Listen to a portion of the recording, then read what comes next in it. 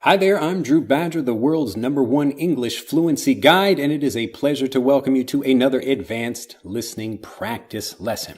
Well, I won't be speaking too quickly in this one, but I think it's just important for you to listen to, well, not only my speech at this regular speed, but also I try to give things that are even faster on occasion just because this is really trying to train individual parts of your fluency, and this is how I teach. So it's part of the things like when you're, learning to improve a particular muscle group, it's important sometimes to just focus on that one thing, or you approach that muscle group from different areas, or do different exercises that are trying to focus on one particular thing. So obviously, I don't want you to just listen to really fast speech because people don't normally speak like that, but when you stretch yourself by trying to listen to something that's faster than what you would normally listen to, then that's going to train you and be more comfortable, train you to be more comfortable, I should say, when you get into an actual conversation with people and they're speaking at a much more kind of everyday and more normal and regular speed kind of speech. Anyway, just wanted to throw that out there just to say that right before we begin this lesson set. Or this lesson, I should say. But today, what I wanted to talk about is developing your fluency kind of in the same way I develop mine by focusing. Focus. Lately, I've been making quite a few videos that have been describing various things in the basic, intermediate, and more advanced way. And the reason I've been doing that is because, well, people were asking for it, but also it's a really great idea for you to just see how you can take something, and when you focus on something simple, that will restrain the way kind of your options for what you can talk about and actually make you much more creative. So you will look for ways to explain things and to describe things when you don't have the opportunity to just talk about anything you want to. You get to focus, and it really draws your creativity out. So I think I've been like making so many lessons lately that I don't even remember what lesson said I was talking about this in or what lesson I was talking about this in. But the costume ball example where you're having like a costume party, and if you say I'm talking about having a costume party about, people that are having, or maybe 1980s TV show characters. So you're making it very specific, and the more specific you make something while still giving a little bit of freedom there, that's what's really going to help you improve. So what I'd like to talk about today in this advanced listening practice lesson is kind of how I got fluent and how you can use the same principle yourself for trying to learn lots of new things and actually develop the ability to speak in the way I'm speaking right now.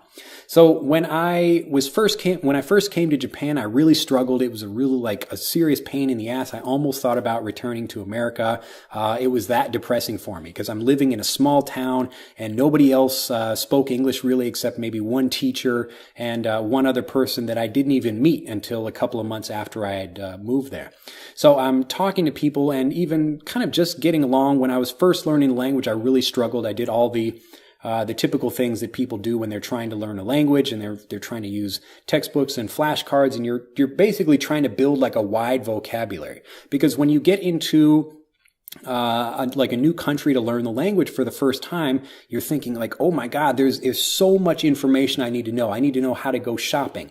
I need to know what to say at the bank. I need to know how to get my internet turned on. I need to know what to say when I go to the coffee house to get my particular morning coffee. And you get overwhelmed by all these things. And that's why I'd really like you to return to the idea of focusing. And so you kind of pick a few things, or pick maybe ideally just one thing to focus on, and you go really deep with that thing, and you develop the ability to speak fluently about that particular thing. Because typically, whether you're talking about coffee, or you're talking about like getting an airplane ticket, or getting your hair cut, or any of these other particular things you might be doing, there's a particular way of talking where all you're doing is really exchanging vocabulary when you move from one subject to another. So actually learning to connect your words and speak fluently is quite easy to do if you just focus on one thing. But if you try to learn about the bank and the coffee shop and the haircutting and all these other things at the same time, you're going to get you'll get kind of a wide range of things where you'll have a good vocabulary, but you won't know how to connect that vocabulary because you haven't focused on that.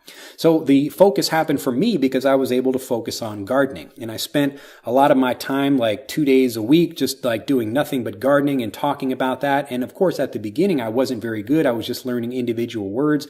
But by even just learning like, okay, this rock goes on that rock, or we put this plant behind that thing, something like that. I'm starting to learn how we put phrases and sentences and whole conversations come together just by focusing on a particular thing. So in the same way that I'm making these lessons now that are helping people describe things the way a native speaker would understand them, or the way a native speaker would say them, I'd like you to do the same thing. Just pick your number one interest and you'll be able to come back to the other things that you want to learn. But just pick one thing that you're really interested in, and it should be something that you enjoy studying or enjoy doing in your own native language. So if you like skateboarding, then learn about skateboarding in English, whatever that thing is, but you should be focusing on that thing and learn to go deep with it. So learn lots of vocabulary, learn how to work with different grammar points within that topic, and then it'll be much easier when you move to something else because really the grammar doesn't change. And this is why people are like asking me, like, can I learn some like more advanced grammar and other things? And really, if you think about fluency like a tree, the grammar kind of goes up to a certain point and then it stops. The grammar doesn't get infinitely more difficult. I mean, you could kind of make more interesting language, but it's more about interesting phrases and metaphors and other things like that. And it becomes more about different subjects. So out here, like the grammar is the same for all these different subjects that come out, but the vocabulary is the thing that's really different. So if you can focus on the grammar and then focus on one particular subject, then you can, once you've mastered this thing, it's much easier to move on to different subjects and learn about those different things. In the same way that a native speaking college student, they already have a good understanding of the language so that they can learn economics or social studies or, whatever the other thing is they happen to be learning in their particular classes. So I'd like you to do the same thing, and that's what this lesson set is all about. This lesson, I should say. And when you're thinking about something, again, find something you're interested in, really go deep with it, and try to learn as we do with these descriptions of things, where you're taking not just the object itself, but the pieces of the object, trying to ask questions about it. How can you describe that thing more? And this is what's going to help you get fluent much faster. So you might have to sacrifice a little bit of time, like knowing about all these things in a small way, but the people that succeed are the ones that go deep with something, and this is how you can master the actual art of speaking before you start learning more things like vocabulary. So it's much easier to master the art of speaking first and then add more vocabulary to that than to try to do the opposite, where you're trying to learn a bunch of different vocabulary words for different things and you don't really know how to connect them very well. So practice doing that. Find something interesting that you like learning and go deep with that thing. Focus on that thing, learn a lot of aspects of that vocabulary, and then try to practice different grammar points within that thing, and you'll be much more motivated and excited to learn. Well, that's it for this lesson. If you have enjoyed it, do click that like button. Share this with 2,000 people if you can, or more, whatever. I'd be happy with whatever that is. And then, become a subscriber of the channel if you haven't already. I will leave you with that for today's lesson, and I will see you next time. Bye-bye. To continue learning, click on the link in this video to download Speak English Naturally, our free guide to speaking and sounding like a native English speaker. The guide reveals the 3 most important kinds of conversational English you must learn if you want to sound native, and will help you experience instant improvement in your fluency and speaking confidence. To download your free guide on a mobile device, click on the link in the upper right of this video. To download your free guide from a computer, click on the link in the lower right of this video. I look forward to seeing you in the guide.